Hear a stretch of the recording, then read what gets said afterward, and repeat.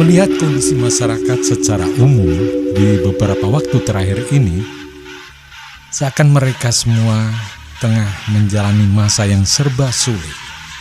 Baik dari kalangan pelaku usaha, orang-orang biasa, semuanya seakan melangkah dengan terseok-seok, tertatih-tatih, sambil berusaha untuk tetap survive. Kesemangatan tetap membuat mereka tegar, sembari mencari solusi. Kondisi inilah, selain menjadi keluhan, juga menjadi bahan perbincangan.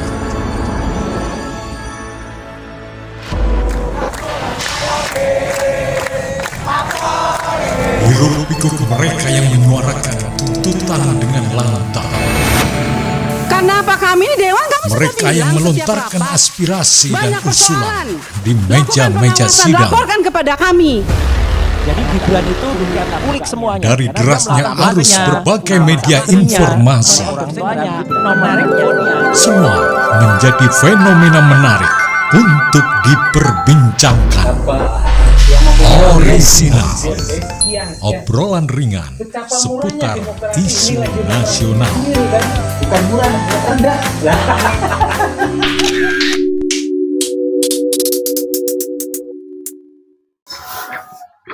Sedulur, kita jumpa lagi di kesempatan kali ini lewat biasa obrolan santai bersama penggawa-penggawa yang ya kita kan orang kecil, orang biasa gitu ya. Betul. Orang desa, orang ya biasa-biasa saja. Ya justru itu karena kita orang biasa itu ketika ada hal yang tidak biasa kan terasa. Iya. Justru kadang-kadang memang ada yang di sana tidak merasakan betapa seperti seperti kita ini, tapi justru kita memang di yang paling baik itu justru yang paling merasa. Gitu.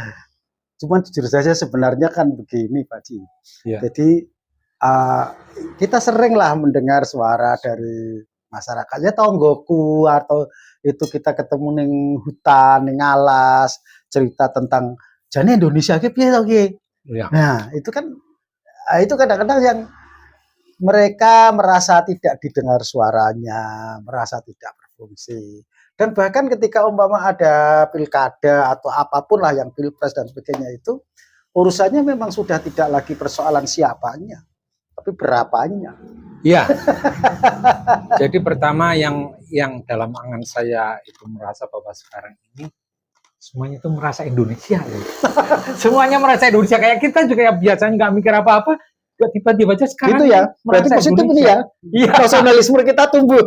Kondisi semacam sekarang ini justru memang ya akhirnya menumbuhkan tadi kita merasa bahwa kita itu sebagai satu bangsa, di mana ya dengan kondisi yang sekarang ini kita mau bagaimana, itulah yang menjadi permasalahan kita. Nanti jangan-jangan begini aslinya, jadi ketika kita merasa satu nasib itu masuk baru merasa kita ada kepedulian karena kita merasa satu nasib, merasa sama-sama ditekan, sama-sama miskin, sama-sama susah mencari kehidupan. Itu kan. Iya. Tapi kan yang pertama yang kita jadi bingung kan bahwa sebetulnya ketika kita ngomong-ngomong semacam ini, kita merasa hidup kita serba sulit dan sebagainya. Tapi justru konon katanya pengelola negara ini justru memberikan pelayanan yang memuaskan, gitu kan?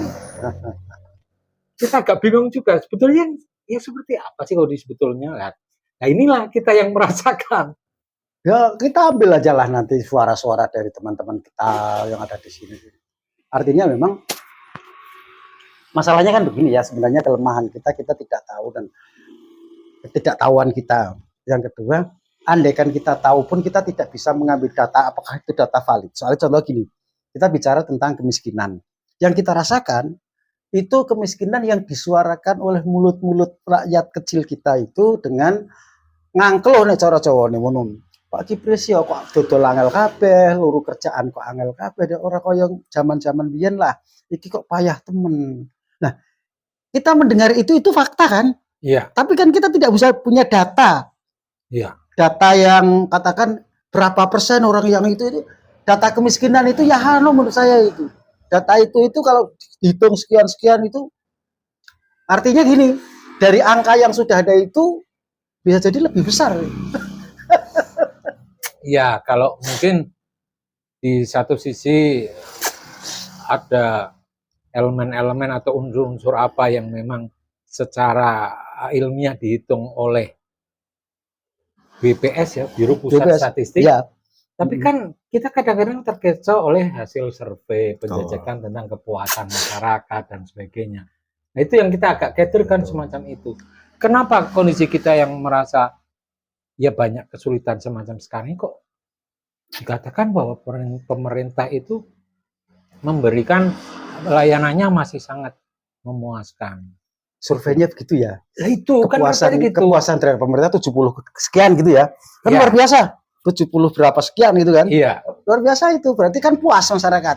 Tapi yang kita lihat kemarin saya juga ketemu dengan agak kita pasar itu Pak Haji ya. Iya. Pasar itu teman saya bilang gini. Itu kan pasar tingkat kecamatan ya. Maksudnya pasar induk di tingkat kecamatan. Iya. Itu pada bulan yang sama kemarin bulan Agustus September itu dia biasanya jualan buku untuk anak-anak sekolah Iya. gitu kan. Itu tahun-tahun yang lalu itu dia bisa menjual sekitar 150 pak itu. Dalam Sepada- kurun yang sama. dalam ya? kurun yang sama sekitar itu artinya kan itu masih rame lah ya tahun-tahun yang lalu. Kemarin itu tahun-tahun ajaran baru itu hanya berapa puluh saja. Di atasnya paling hanya 20 30. Padahal tadinya 100 lebih. 150 lebih. Itu. Itu kan dan pasar saya tanya lah teman-teman yang tidak jualan seperti Anda seperti apa? Ya sama saja apalagi yang jualan kain. Saya kadang-kadang nangis Pak. Lah kebetulan sih itu ada orang rumahnya jauh pergi ke pasar di situ tidak ada yang beli sama sekali. Hebat kan? Iya. Ya kadang repot. Saya juga kebetulan kan ya katakanlah berarti sepupu itu ada yang di pasar jual beras. Kadang-kadang memang enggak sama sekali tidak melayani konsumen satupun. Lah iya itu. Ada lagi pedagang kaki lima yang mengeluh.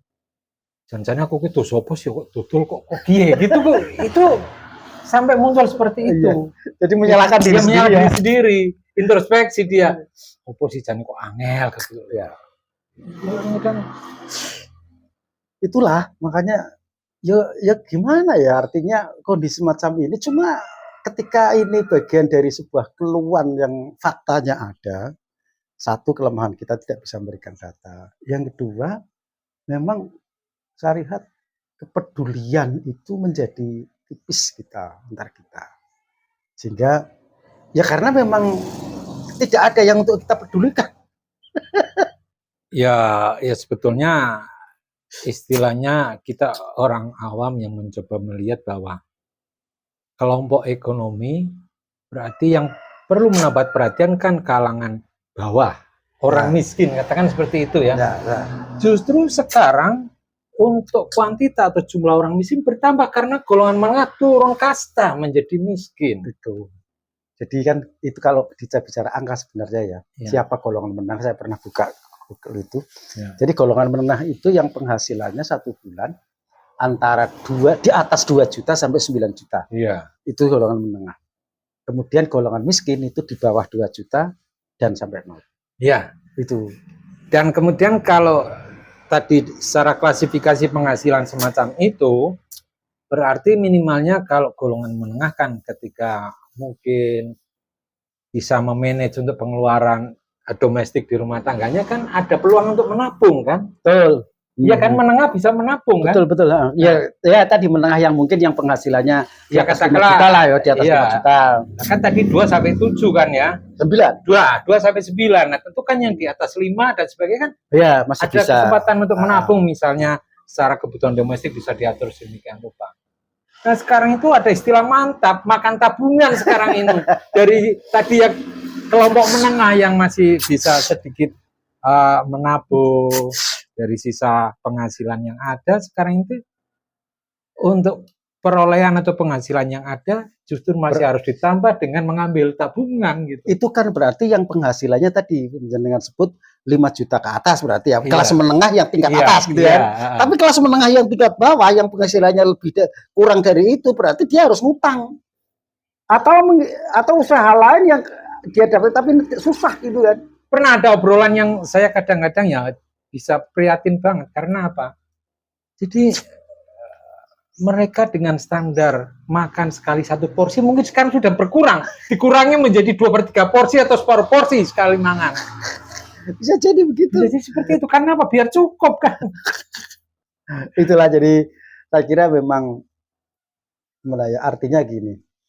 Harus ada menurut saya sebuah perubahan terutama di bidang ekonomi. Ini kita masih bicara ekonomi yang umum ya. Iya. Belum lagi saya kan masyarakat petani Pak Haji. Iya. Jadi saya tahu persis lah bagaimana petani dan nanti kita bisa bicara lagi lebih detail tentang bagaimana keluh kesah petani saat ini. Iya. Itu luar biasa juga. Dan menurut saya memang petani kita itu sejak dulu tidak pernah diuntungkan. Selalu menjadi tadi kelas menengah terbawah. Karena petani kita loh rata-rata seperti itu. Beda lagi dengan pedagangnya. Ya, jadi fenomena yang saya di seputar desa ini juga kadang-kadang mereka yang memang ya keterampilannya itu bertani, ketika lahannya memang tidak punya kan menyewa. Iya. Lah hitung-hitungan Udah dengan jadi. menyewa, kemudian biaya penggarapan dan sebagainya ketika Nggak. panen itu Nggak jadi, tidak jadi rugi. Lah itu kan yang tidak sewa saja tidak pernah itu menguntungkan. Hanya hebatnya petani, ini pahlawan betul lah menurut saya petani itu. Hebatnya itu mereka yang penting bekerja, yang penting tidak nganggur, yang penting dia ada perputaran. Sebenarnya logikanya begini. Bibit, obat, terus pupuk yang dia sediakan itu hanya sekedar untuk nabung. ya. Di sawah nabung Ya. itu tidak dia nabung di bank, tidak petani nabungnya di sawah.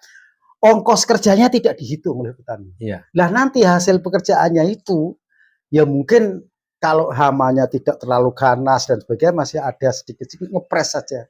Dan itu setiap tahun putarannya begitu. Panen pertama mungkin baik, panen kedua ngepres, panen ketiga rugi. Jadi kan sebenarnya pas saja itu.